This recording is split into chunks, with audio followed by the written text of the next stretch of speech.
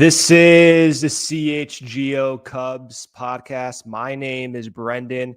Corey's out again this week, but we have Kevin Wells filling in. Kevin Wells with his rich, deep voice, perfect for the broadcast booth. We were talking, I wish I had his voice, but unfortunately I don't.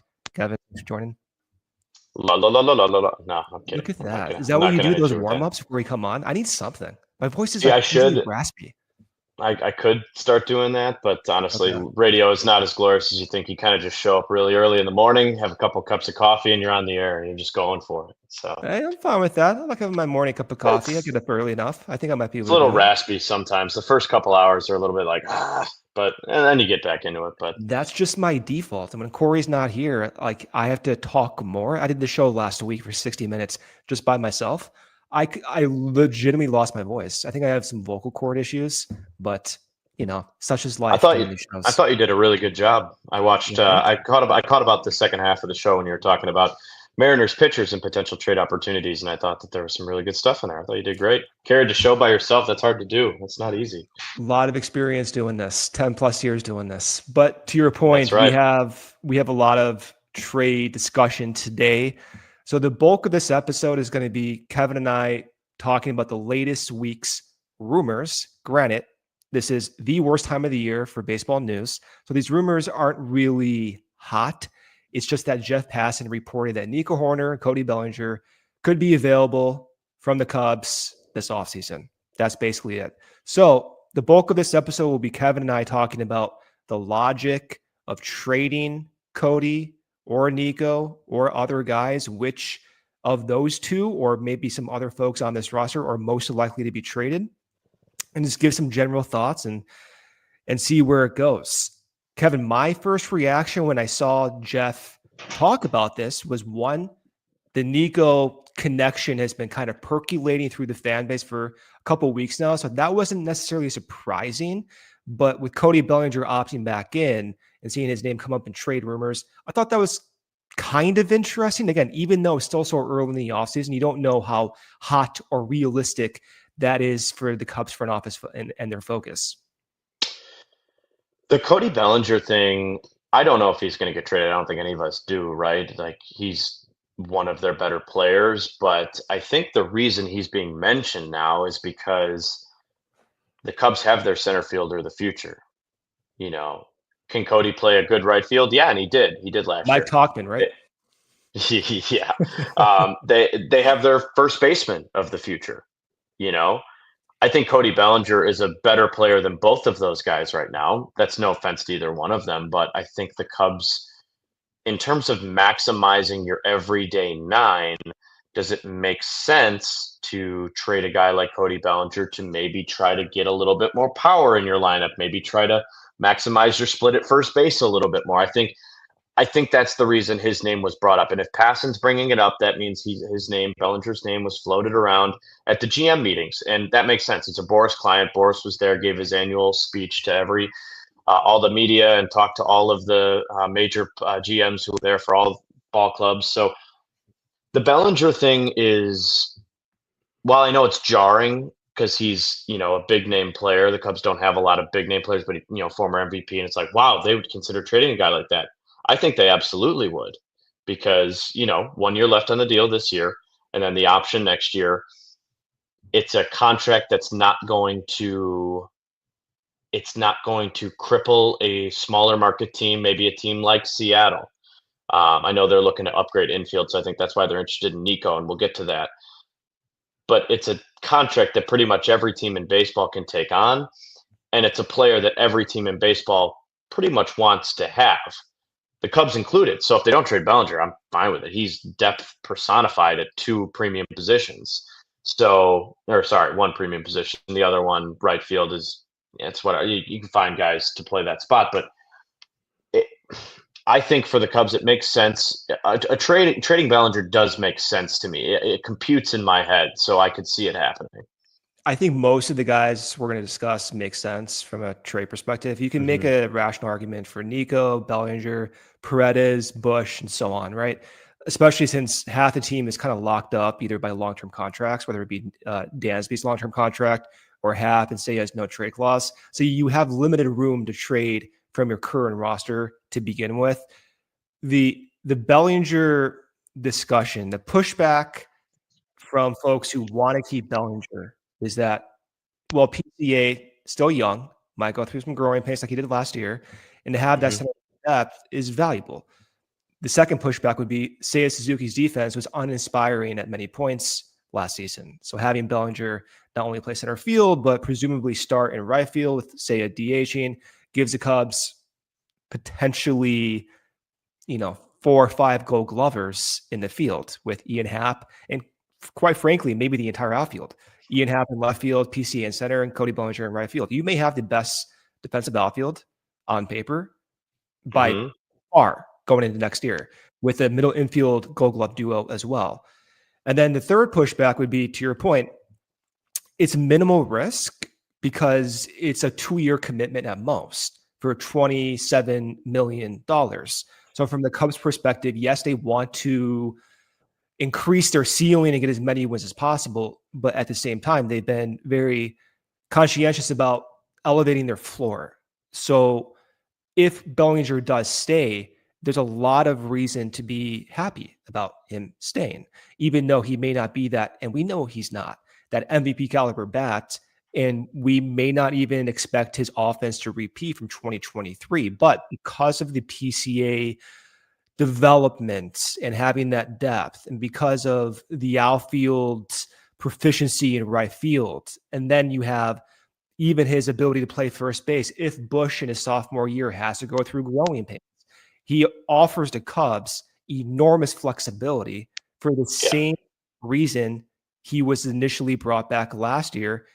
This time around, though, there is more roster flexibility. The hope is you can elevate the entire roster while maximizing his flexibility and not relying on him to be that 3, 4, or 5 order bat. I guess if I had to ask you a question, who could you get more value for? Cody Bellinger and Nico Hoerner. And I guess it depends on the buyer. There's other obstacles there. Cody's a more proven player. But Nico Hoerner plays a very good short, which is the most premium defensive position on the baseball diamond. We showed that he didn't win a Gold Glove at shortstop, but he was very great. He won one at second base. We know he's one of the best defensive, if not the best defensive second baseman in the league. Bellinger, plays a great center field, plays a great first. And Nico's contract is a little bit better. So I don't know who's more tradable in that situation and what you could get hypothetically. But if I want to ask you that question, who you think is a guy that immediately could make the Cubs better? Because they're not going to trade these guys for prospects, right? This is a player that you trade and it's going to be an immediate upgrade to your starting rotation. It's going to be an immediate upgrade to a power part of your lineup where you really lacked last year. And I don't know. I think I can say I'm pretty confident one of those two will get. I had to guess, like one of those three. Paredes, I'll throw Paredes in that group too. We'll talk about him. But who gets you more value? Which, Nico or Bellinger? Right now, that's what I'm struggling with. I can't figure it out. I keep going back and forth. The biggest issue with answering the question right now is Nico's injury. Having that flexor torn, the surgery. Not many position players have that surgery. So there is some unknown there. And even he himself went on record saying he may not be ready for spring training. So what that looks like on the trade market, if there's a discount as a result, I'm not sure. Let's assume he is healthy though. And like that's promising. I think. Yeah. So we can look at it as fair value. So you have Nico and you have Bellinger. Contract wise, Bellinger 1 year guarantee, 2-year long-term commitment, remaining contract about $54 million, $27 million AAV. Okay. You look at Nico, 2-year guarantee, annual average value of just under $12 million. So you're looking at basically, 40% that of Cody Bellinger's money commitment. Across the league, if you just ratio annual average value to WAR, Nico comes up as one of the most valuable players in the league post arbitration. So that's really important. And when I'm talking to Corey about that particular fact, I don't feel as if it's emphasized enough. From a money perspective, Nico Hoerner represents one of the best values in the sport. Now, granted, that's in a 2-year window, right? So he's only locked up for 2 years. Because of that, even with the 2-year shorter window versus someone longer term, like a pre-arb guy, because of the projected value for how much he's being paid, he's going to probably get the biggest return. That's just how the value works, not because of just his overall value, but his ability to be looked at by other teams. Some teams may not want to spend $27 million on Cody Bellinger and be locked up for potentially $54 million total, especially with all the TV deal chaos going on. So as a result, it becomes a numbers game. You have more teams who Nico's budget fits. At the same time, Nico projects to be more valuable on a dollar per WAR basis than Bellinger. So for me, it's pretty easy. It's probably Nico is most likely to get value back. Yeah, I that's the answer I expected to hear. Because one, the money, and two, the defensive positions that he plays and being able to play up the middle. And it just seems as though and you're right about that. The shortstop defensive proficiency. That's another under-noticed trait that he has. And I think a team like Seattle that talked about this last offseason, we have a gold mine of pitching. And I'm jealous as I love watching the Mariners play because they have so many young, fun arms that are all cost controlled to a certain extent. But yeah, they need more versatile infield defense for some of these ground ball pitchers and everything else. And if you're looking at a potential trade, I think, yeah, Nico Hoerner is the first guy Seattle's going to be asking for. Maybe they see something defensively in Matchaw, but they want infield pieces. So I think specifically talking Nico, you're thinking Seattle starting pitcher. Cubs are active in the starting pitching market. We know they're going to get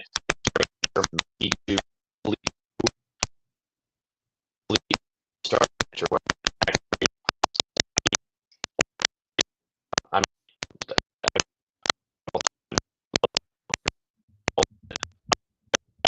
So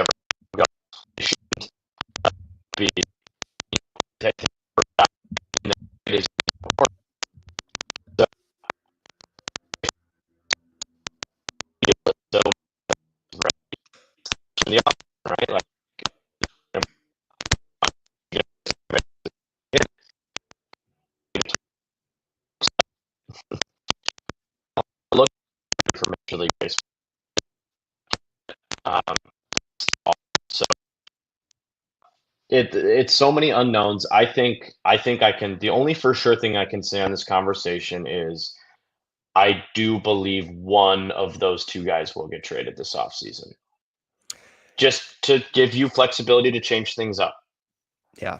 It's such a multifaceted conversation. There's a lot of nuance to it, and people are heated about it. I see mostly folks wanting to trade Nico. They think the Shaw insertion, the Triantos insertion makes a lot of sense. So there's a lot of nuance to it. We'll come back after this ad break and we'll keep talking about maybe the specifics of what makes Nico attractive to other teams. And again, just continue to hammer down these points from the Cubs perspective, what makes the most sense going forward. So we'll hit our first ad break here, come back out and continue this conversation.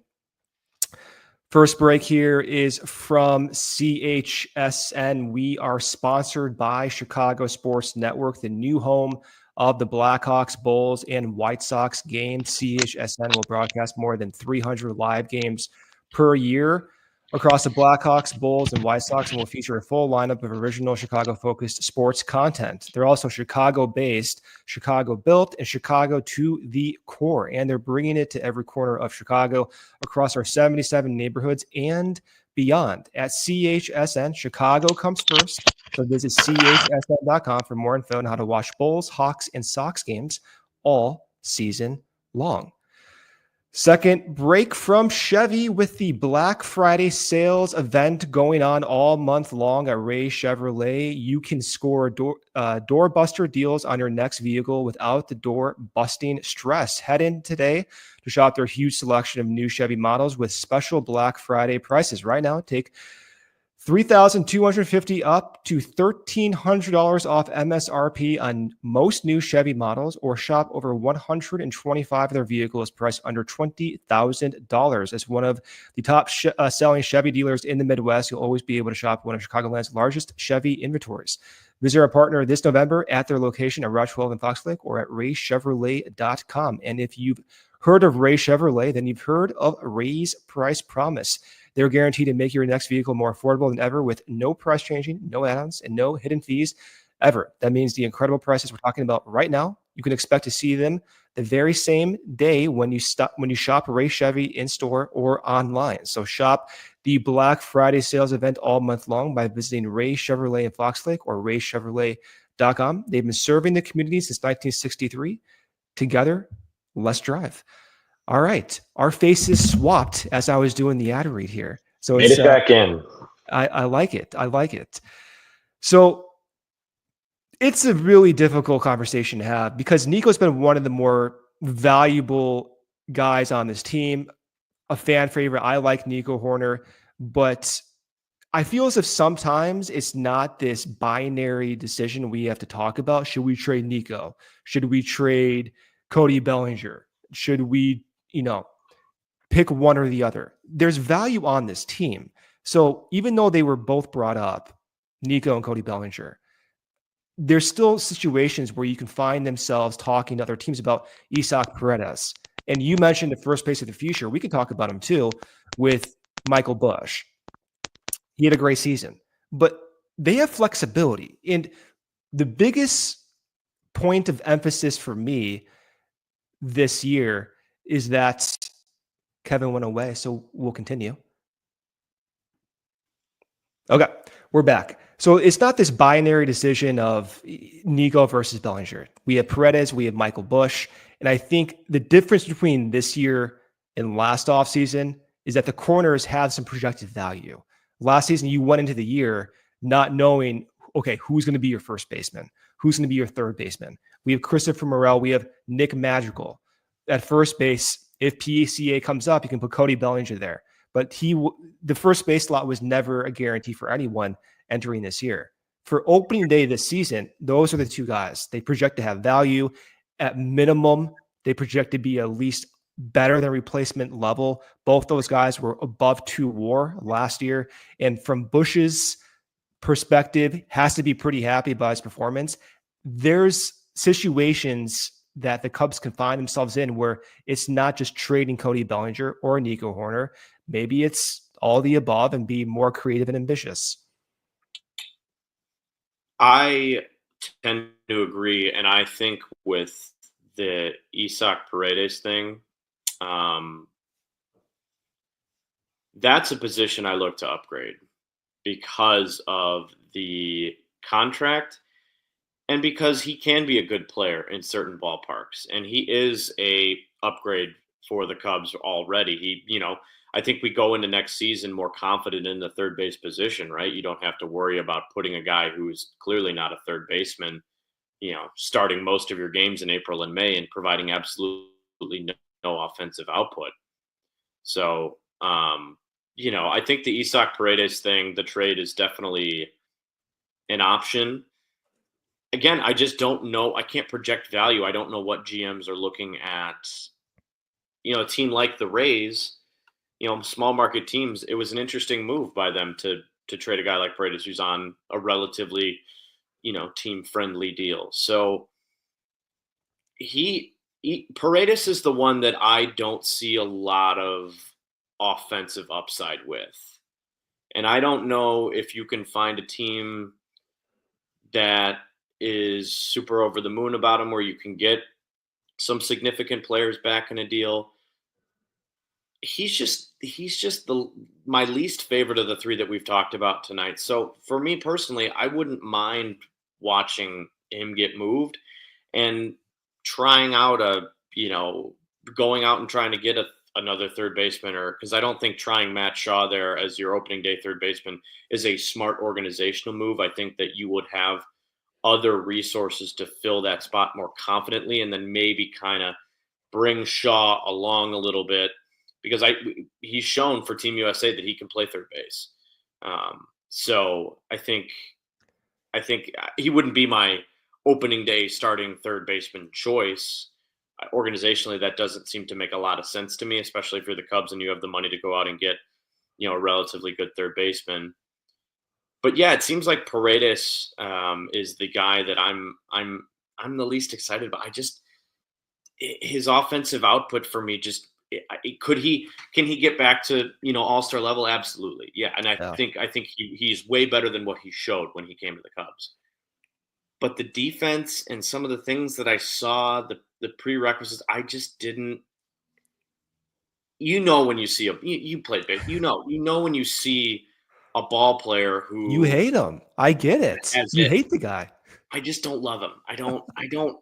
There's nothing he does that is super sexy on the baseball field. He doesn't run the bases very well. He doesn't really move all that well at third base.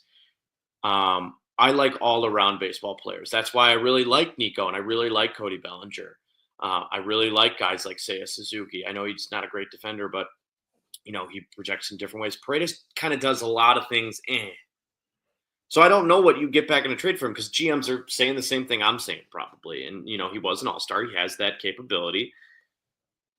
But yeah, I think that's another option you got to weigh out. I'm not sure what you could get for a guy like that. And coming off his, within the last 3 years, lowest point for trade his value is low right now. Yeah, really low. So is that a move you want to look at? Probably not. Exactly. Like the numbers with the Cubs were, awful, replacement level. Yeah, exactly. I'm with you that the Paredes conversation since he was traded has been really all over the place. There's a lot of folks who are fully in his camp and a lot of folks who, like you, aren't particularly excited about him. I'm in this wishy-washy gray area with him. For me, I like to have some confidence in any player going forward. If I don't have that confidence, then I want someone that's really toolsy, like athleticism off the charts.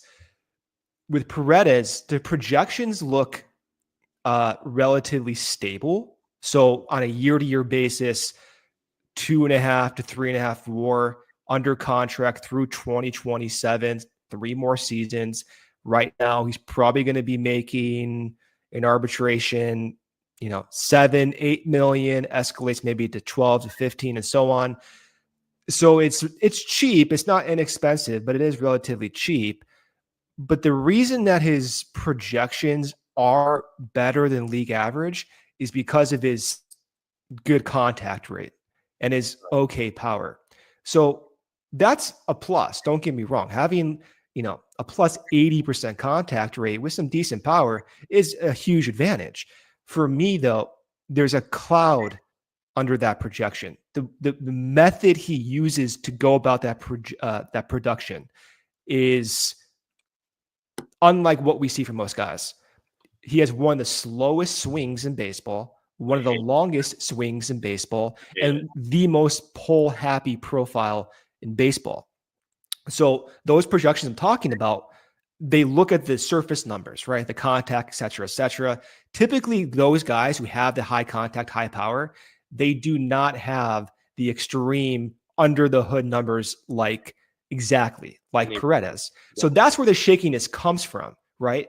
So I'm fine with taking a risk on a player in general, but because the way he goes about his production is such an outlier way and not particularly high athleticism, like you, I would like to have some more either risk at third or more on paper certainty.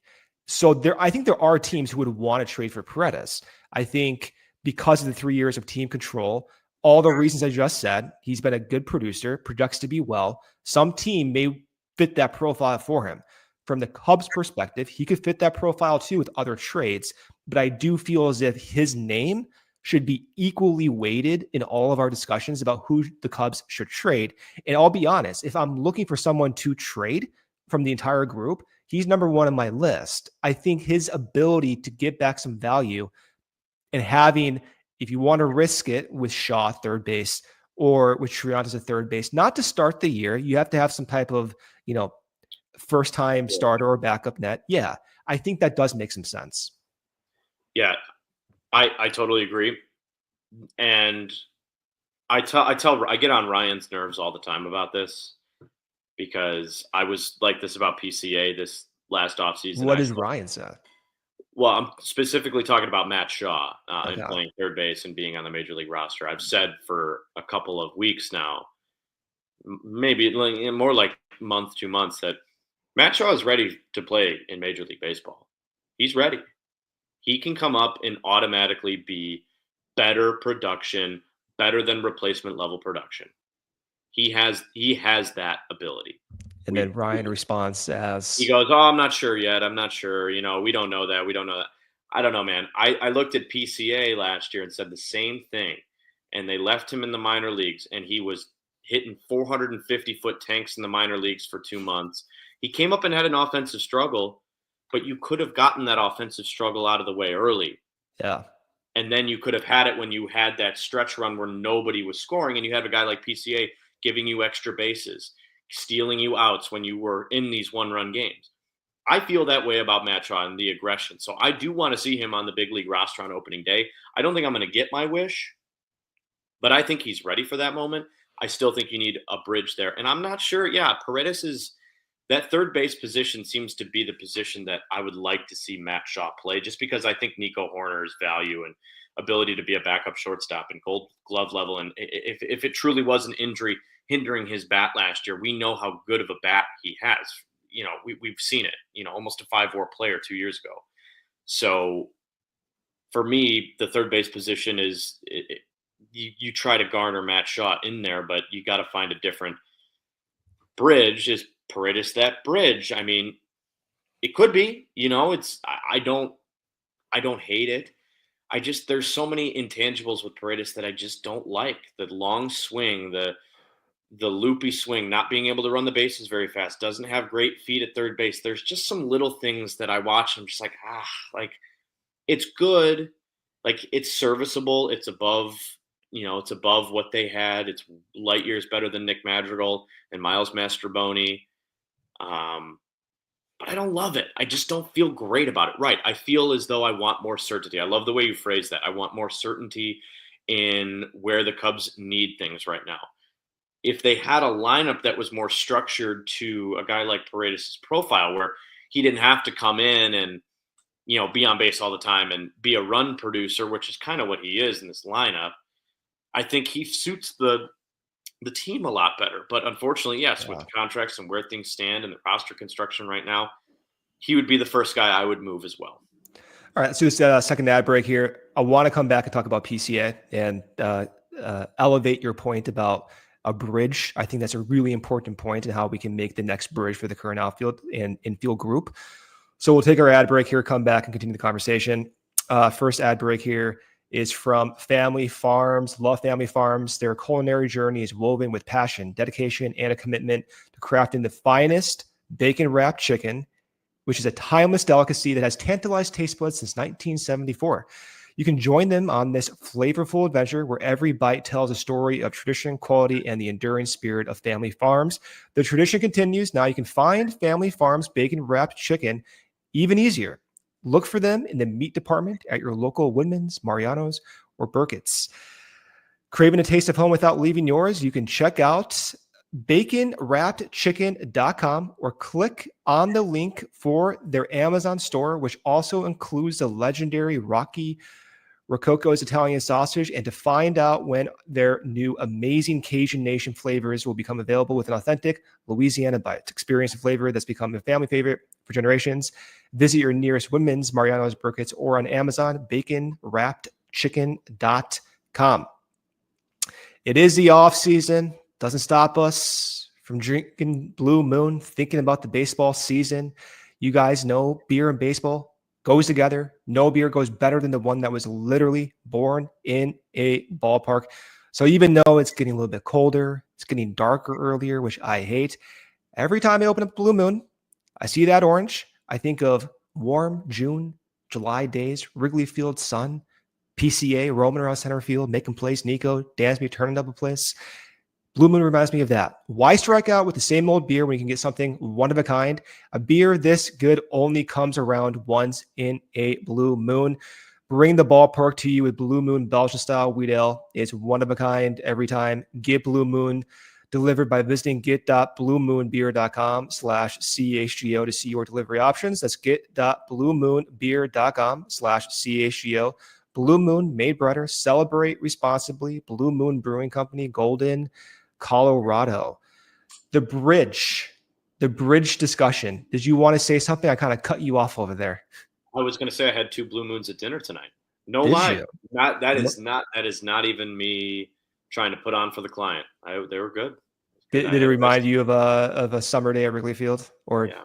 It did? Yeah, I miss them. It's dark at 4:15 and then it feels like it's midnight for forever around here for this next month and a half. So we're getting, we'll get through it. We'll get through it. We'll get through a crappy football season. Baseball will be around soon enough, It's a Chicago tradition. This is why I live close to the ballpark too, so it's like almost like a tease. Like whenever I go by, I'm like, oh dear. Wait.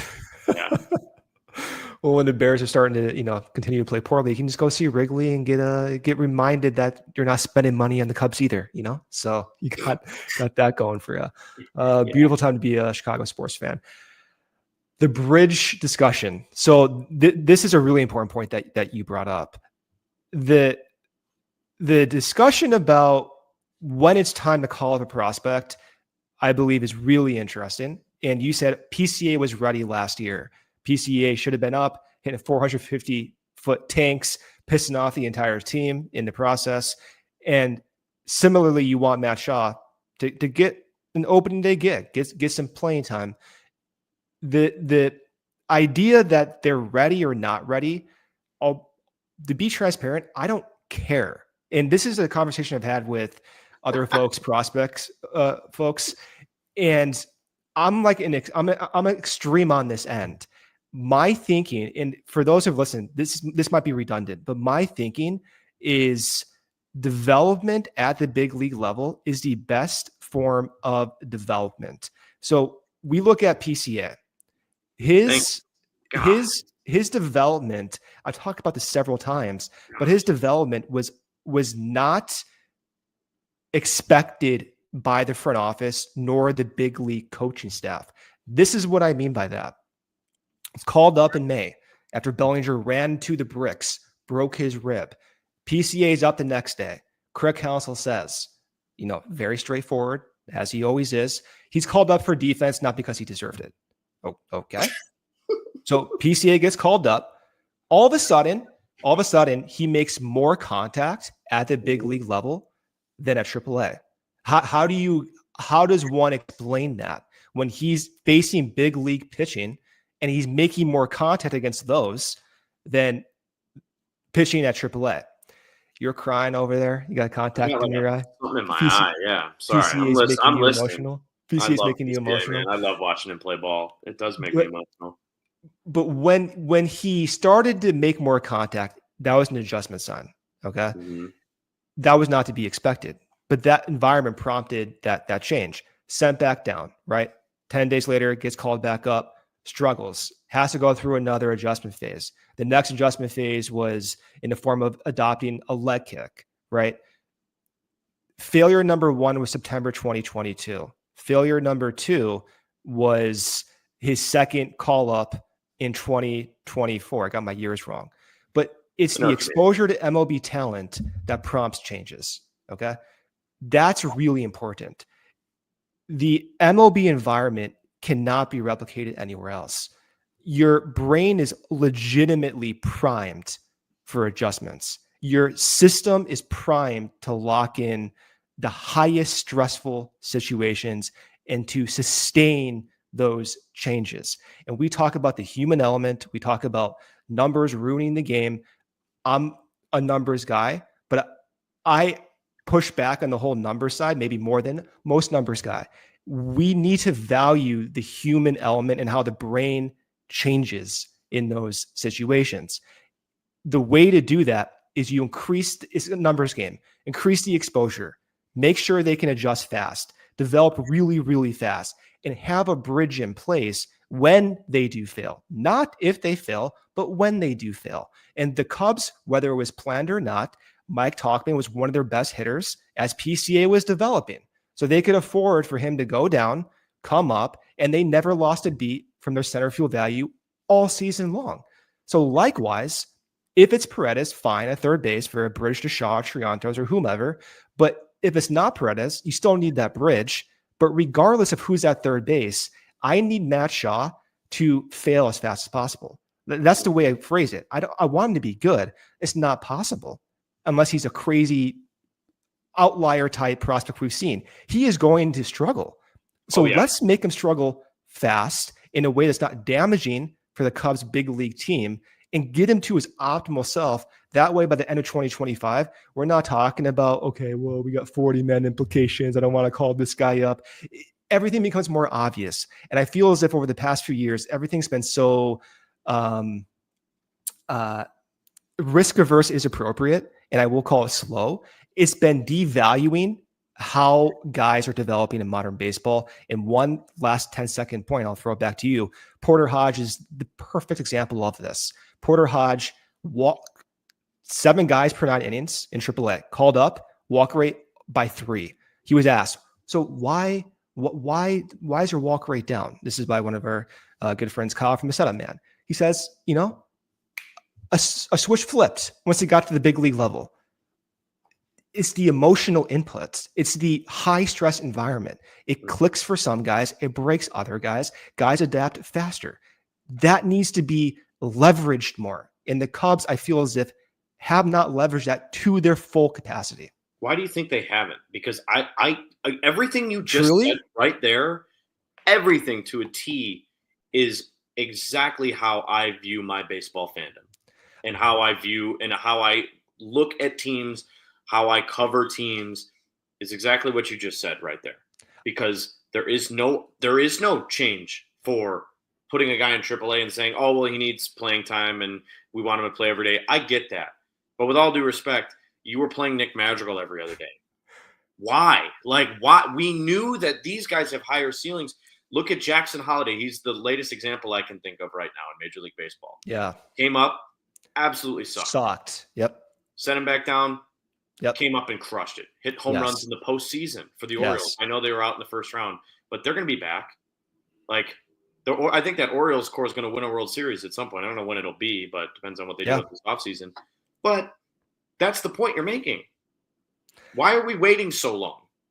When guys have it, they have it. You can see it. You don't need – obviously you need the numbers to tell you certain things. Baseball is very scientific. But everything we've seen from Matt Shaw and everything we saw from Pete Crow-Armstrong, both those guys, different timelines a year apart. But Matt Shaw's ready, man. The guy's ready. Let him come up and fail. Baseball scientific, and it's a sucky science. For real. It's imperfect. Yeah. It changes all the time. It's not just imperfect. It's volatile. So back to the whole projections point. Again, this might be redundant for some listeners, but if you predict, Kevin, exactly how many runs you give up and you produce, your error in your win total is 7 wins. If you are 100% accurate computer, you are going to miss the mark on an average 1 standard deviation of 7 wins. Baseball's fluky. Now, for the actual projections, PECOTA, the gold standard, at least from the public fan base, that error, that 1 standard deviation or normal error, almost 15 wins. Because of that, there's all this non-linear development that Theo used to say, where I see the front office making these decisions and trying to understand what they're doing. My understanding is that they weigh future years inappropriately. And it feels harsh, right? Because of course we don't have all the information available to us, but on the outside looking in, I feel as if they project 2026 to 2027 with more certainty than reality. And I think that's manifested in how they promote players. I think it's manifested in how they sign guys. And I have a little bit of a different philosophy. And I think my philosophy is, because of the volatility, because of the year-to-year changes, whether it be from player development or how pitchers league-wide adjust, I value more short-term production. And I also value just ruling out guys. And it may be like harsh, but if a player is going to fail, if Matt Shaw is going to fail, I'm inclined to believe that they're always going to fail no matter when they're called up. And I know there's going to be pushback on that, but probabilistically, that's likely, I believe, the outcome. So if that's the case, when there's a smidge of being ready, there's two options that's going to result from it. One, he's going to suck and come back up and do well. That's been the case for Kyle Schwarber, Ian Happ, and so on. The second case is go down the list of Cubs prospects. For sure. Javi Baez, another one. Javi Baez, 59% contact in 2014, called back up in 2015, gets injured, 2016 takes over, and he takes off for an MVP caliber year. Mm-hmm. Matt Mervis is on the other side. Gets called up, sucks, out of the picture most likely, right? Yes. I need to do this fast. So I really need to get this done, not in a 2-year time window, which is what happened to Matt Mervis. I need to get this done within 4 months. So have the bridge in place if that happens and they do suck. And if it ultimately fails, then at least you rule it out and you move on faster. I agree with everything you're saying. I wish I could disagree to get some juice in here, get a little back and forth going. But like, everything you're saying is everything I've ever believed in as a baseball fan and a studier of the game. Yeah. But it's not just like the Nick Magical. Like, of course, Nick Magical playing third base, I don't believe is good. But the way that I think you and I are phrasing this is, I'm not justifying calling up Matt Shaw or PC or any of these guys because they're quote unquote ready. That's not part of the equation for me.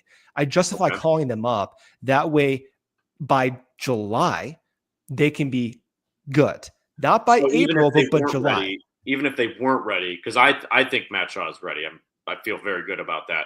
So even if he wasn't ready, even if you didn't put that into your equation, you still want him up. I would have called him up last year. And again, the major pushback on that is 40-man implications. And I understand that because at the same time, at the same time, I'm talking about, their bullpen sucks. Well, one way you get a good bullpen is you have to increase the volume of your pitchers under 40-man. So I recognize that.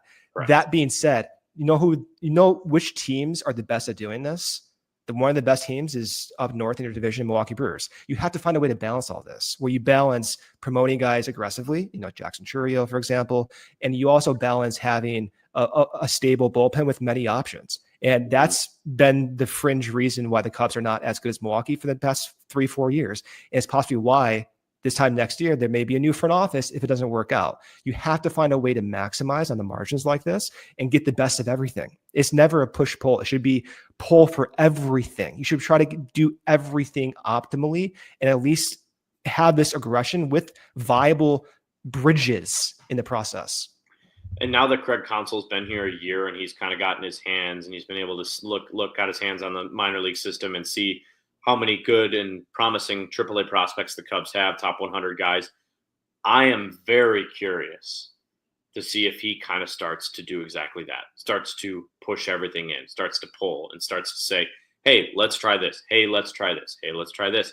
Because he has a full – now, we could have said that they had a full offseason last year with him to make these moves, and they didn't. Fair. For fans making that argument, fair. I get it. But now a year in, it's a different animal. He's had a year of experience, and he has 8 top 100 guys, 7 of which are in AAA ready to go. Yeah. So not ready to go, but you know what I mean. Most of those guys could come up, and they will. We're going to see a handful of them this year. Injuries or whatever, guys are struggling. You're going to see them. So I'm very interested, and this is what you pay the manager $8 million for, right? This is the thing where, you're going to be developing, but some guys, if they give you the best chance to win and they can develop at the big league level, and I think Craig knows that that's the best place to do it at, I hope he gives them legitimate run at it. I hope, because Paredes is if he struggles or goes through something and, isn't playing all that well, I hope Matt Shaw's given a chance to take that job. Versus last year, there was just no answer there. We knew they were putting guys in there for matchups and different looks, but there was never a long-term answer there. This year feels a little different. You got guys like Owen Casey and Matt Shaw and Triantos, and you feel like those guys are ready to make a big league push, whether that's on your team or in a trade, we don't know. But you're right. It needs to be come up, fail, and get ready to be the best major league player you can be. Because, listen, there's no sense in doing what the Angels are doing right now. It's all Anaheim. It's basically Anaheim. There's no sense in doing what they're doing right now, signing a bunch of veterans that aren't going to really move the needle. You got to develop. Look at all of the teams in the postseason this year. Had strong starting rotations, and rookies and young players come up and make, significant contributions to the club, with the exception of the Dodgers. The Dodgers have drafted and developed a couple of those guys in this lineup, but they made a lot of big trades because that's how they operate. So there's two different ways. There's a hybrid way of doing it. But if you're going to be the Cubs and you're going to be a hybrid of developing and also maybe going out and occasionally giving out the 9-figure deal, you have to be way, way more aggressive than you've been to have success.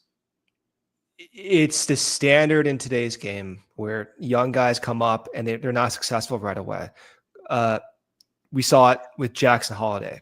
We've seen it across the league on so many guys within the past 2 seasons. So we have to start the process fast.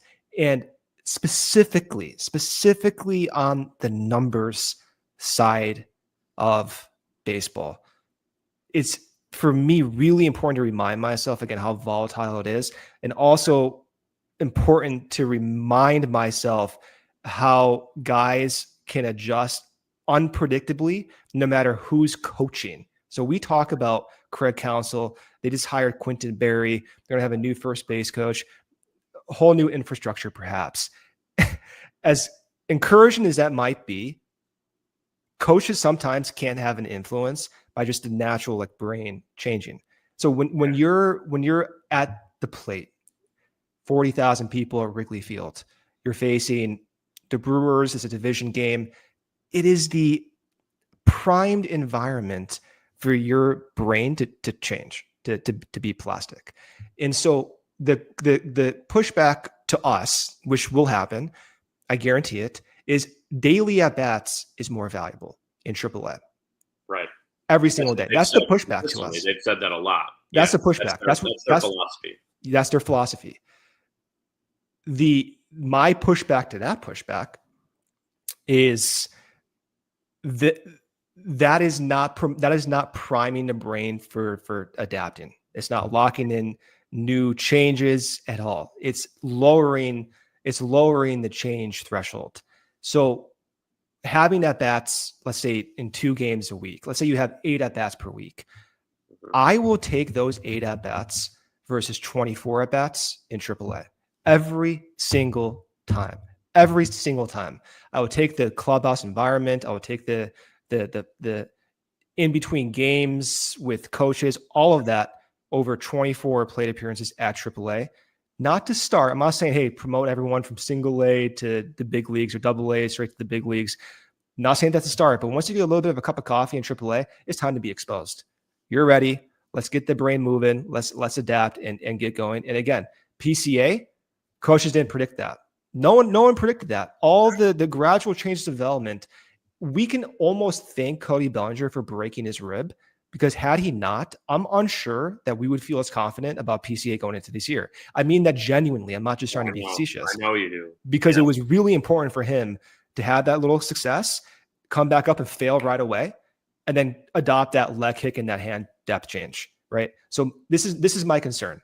My concern is that, to draw the parallel to the Bears, where you just can't develop quarterbacks or you don't have the coaching in place and it's a broken cycle, right? My concern with the Cubs is that they're not leveraging their development to his best form. And to me, the best form, again, is exposure, numbers game, increase exposure, increase at-bats, get these guys developed and make the most out of your farm system. And if you don't do that, then you have to be creative about your trades. But right now, they haven't been creative about those trades to the degree we want as fans. So I'm operating entering the season that we need to give guys at bats right away. So I would like Matt Shaw to be on the opening day roster. Get him at bats. I don't care how it happens. I would like Owen Casey to get at bats. 40-man be damned. Figure out your bullpen. Increase your infrastructure, resource, database, whatever. You have to find a way to make this work. The other thing, too, with the psychological impact and the psychological portion of batting in front of 40,000 people, or even sitting on the bench and watching a guy in your position, this is what it's like for me. I'm not a professional athlete. I was never close to being a professional athlete. But I can imagine sitting there on the bench, not playing, feeling that urge to want to be out there and wanting to go out and prove that you can play in that position. Somebody's in my spot. I really want to be in that spot too. You know, you can feel that in AAA, fair, sure. But it's not the same. You don't have have the environment. You don't have the pressure. You don't have the people on the radio, people like me on WGN radio talking about you during the week about, hey, this kid's pretty good. This kid really sucked today. Having that, it's all a part of it. The media exposure, the being in the light, it's all a part of it. You're 100% right. And I think that, Matt Shaw, it would have been a fun story last year. I tempered my expectations and knew he wouldn't be up here. Same with the Juan Soto thing. Like, that was never going to happen. Not saying it's okay.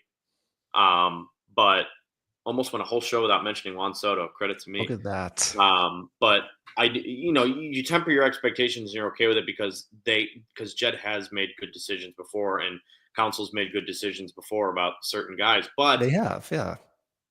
You're right. They have all of these pieces in AAA now. If you're not going to promote them, you don't have to trade them all at once. But you're in a really good position this year right now to make your team very, very strong. And if you're going to choose one lane, choose it. If you're not going to go out and make a big-time franchise-altering trade this offseason, which is clearly what they need to do to get over the hump, if you're not going to do that, then you better be pushing all of your chips in from AAA and giving these guys opportunities to play and run and fail right away, as we keep saying, go down and come back up so we can get to a point in partway through the season, whatever month that may be, where you can hit your stride and go. Because right now, the veterans on this team is simply not good enough. Your baseline is not good enough to get you to a World Series playoffs, let alone a World Series. It's not even close. You're going to need these prospects to come up and raise your floor, raise your ceiling, and take the F off. Because if you don't do that, then we're just playing out as the same simulation every year, which is kind of what it's felt like in the Jed Hoyer regime. He's done a lot of good things, but he's tempered a couple things down a little bit too hard to where it makes you question, is something wrong with the process completely? Because if there is, oh boy, that's a scary thought. That's a deep, scary thought. If it's a process thing where they can't figure out what guys are ready, if they're just basing it on computer models, like computers are smart, those models are correct sometimes, but if you're holding guys back because of the way you constructed a roster, or you just don't want to be as aggressive, that's a big problem. And that's a deep systemic issue. I don't want to go there. I don't want to, we can go there if you want. That's just me projecting. I don't want to go there because that scares me. And I do trust a lot of the moves Jed has made, but we know that he isn't going to be the big long-term contract superstar signing guy. That stinks. It does. It stinks because that's the quickest way to success. If you're not going to be that guy, though, you got to take the chains off some of these guys in AAA and let them go. You got to let them come up, period.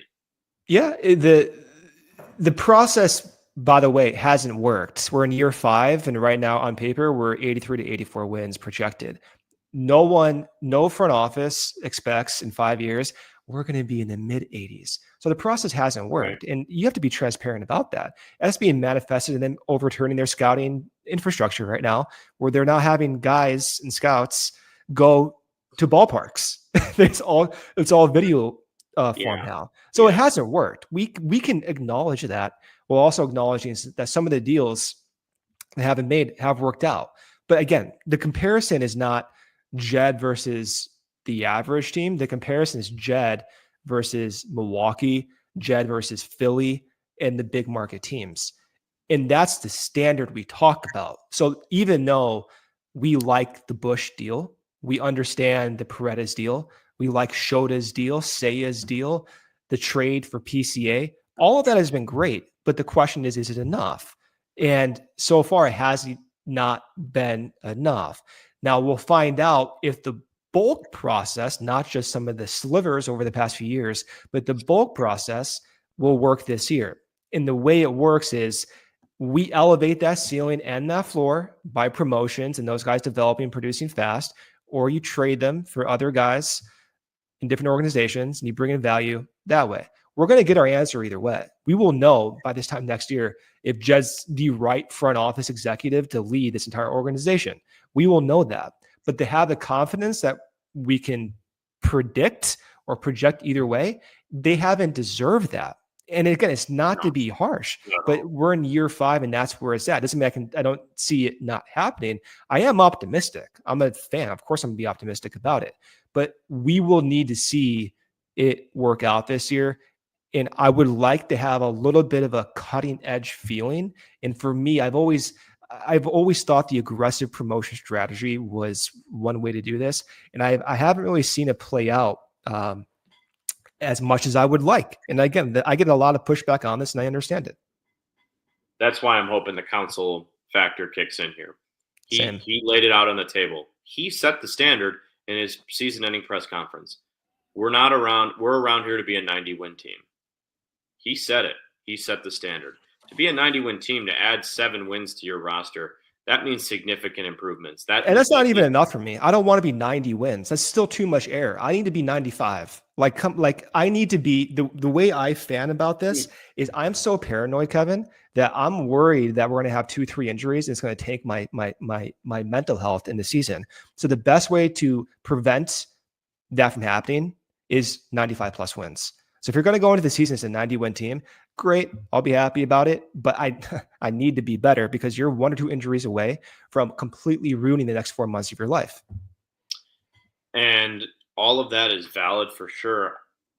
I guess it's just hard for me to get absolutely. I'd rather be a 95-win team. I'd rather have that projection. Obviously, I just knowing the Cubs, I think on their current track with some of these prospects that they have. It's not possible. Not this year. No, it's not. Exactly. That's my point. So I've kind of gotten to the place where, okay, I don't think I can. I think I can get 90 wins. I think 90 wins is what gets you firmly into a postseason spot. It doesn't win your division every year, but it should get you into the postseason every year.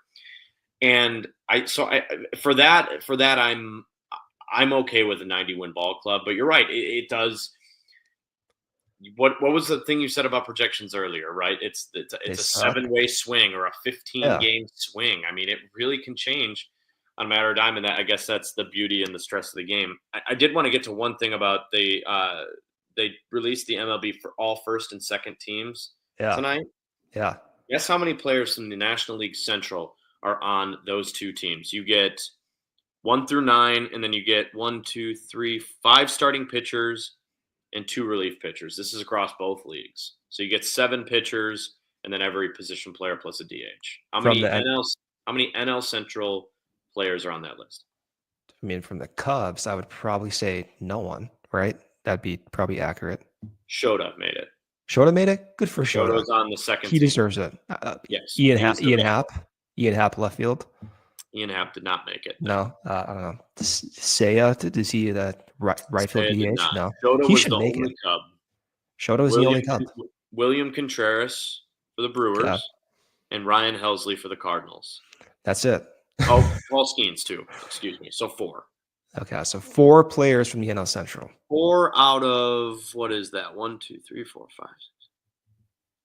4 out of approximately, 28 players. I think I'm counting that right. I think there's 14 in it. Yeah.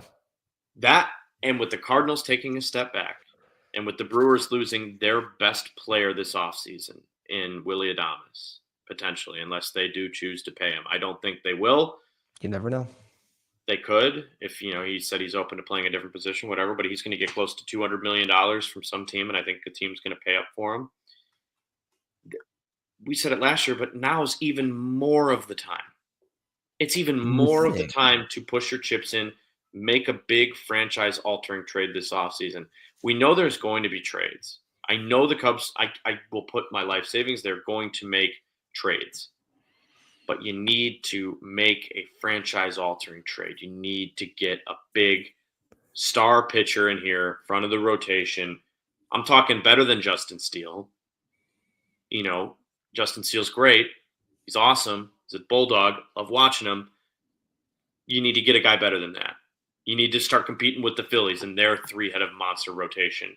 What they showed you this offseason. You need to compete with Ohtani coming back in the rotation next year for the Dodgers, and they look like they're going to go get Garrett Crochet. You need another surefire starting pitcher. And if you can go out and get Max Fried, that would be great. I know we didn't talk about him a lot on the show. I know you're a fan of Max Fried. I know you'd rather them trade for a guy from Seattle. Whatever they got to do there, first and foremost, get a surefire number one starting pitcher in your rotation next season. Period. I do think Justin Steele's number one. I'm like you. I want better. I want more certainty than Justin Steele because it's the Cubs. They have the money. They should be able to do that. And second, go out and move some of these prospects around to balance out your roster. So maybe a guy like Isaac Paredes fits in your lineup a little bit better. So maybe you can platoon Michael Busch a little bit more from DH to first base if you I know they're not mentioned in the Pete Alonso talks, but that's a perfect example of where immediately changes the middle of your lineup, and you can put Busch at second base. You can platoon him at first. Yeah. It changes your roster. Then you trade Bellinger away. Yeah. Or you trade Busch away, or you trade Paredes away. You make it work. Right.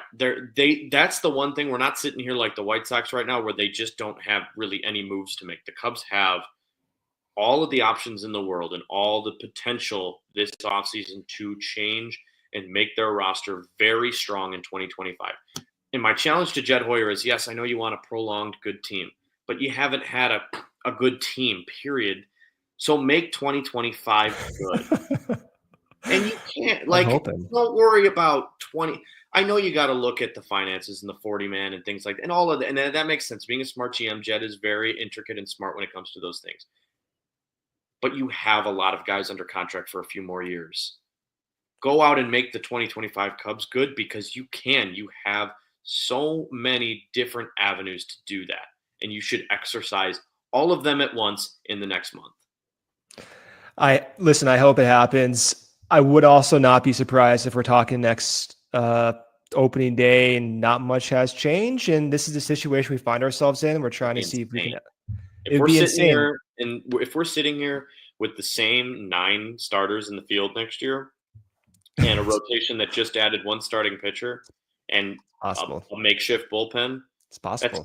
That would be insane. I would be very mad. I thought last offseason they would be making more deals, and we didn't sign anyone until January last year. So listen, this one's going to move a little quicker. We know this one's going to move a little quicker. I don't know the reason why, but we've already started to see some moves, and I think the Angels are signing all the lower tier free agents right now. So just gotta wait for Soto. Once Soto drops, then once Soto signs with the Yankees, the Mets, then everything just moves forward. Then it'll go. Yeah. So. All right, let's end it there, Kevin. Before I sign off, you guys know the deal by now. Become a diehard. You get access to our Discord. You get discounts on events. Go see the Bears guys. If you're miserable about Chicago sports, let me tell you, you got all of us here. You can go hang out with Braggs, listen to Briggs Brown, go hang out with everyone. They're just as miserable as you. And every Sunday, you got shows nonstop. You got shows in the morning all the way through the night. I get a headache thinking about the Bears. I can't even imagine talking about the Bears the entire day. We have the best Bears content, I believe. And of course, you guys can watch us every single day for Cubs content. You have Luke, Cody, Ryan, you producing or on sets Monday through Thursday. Corey and I are on Fridays. We'll be here every single day during the off season. If breaking news hits, some of us will come on. Cody and I woke up at 2 a.m. last year. I had to produce the show. I did all of this. Hair's all over the place. when Bellinger signed. If something similar happens, we'll do the exact same thing. I can't say that Luke will be up, but you never know. Maybe Luke will be randomly up and he can do the show. That being said, Corey will be back next week. We appreciate you guys for listening. And hopefully this time next week, there's maybe a little bit more news. But if not, we'll figure it out along the way. Thanks for listening, and go Cubs. We all silly like the mayor.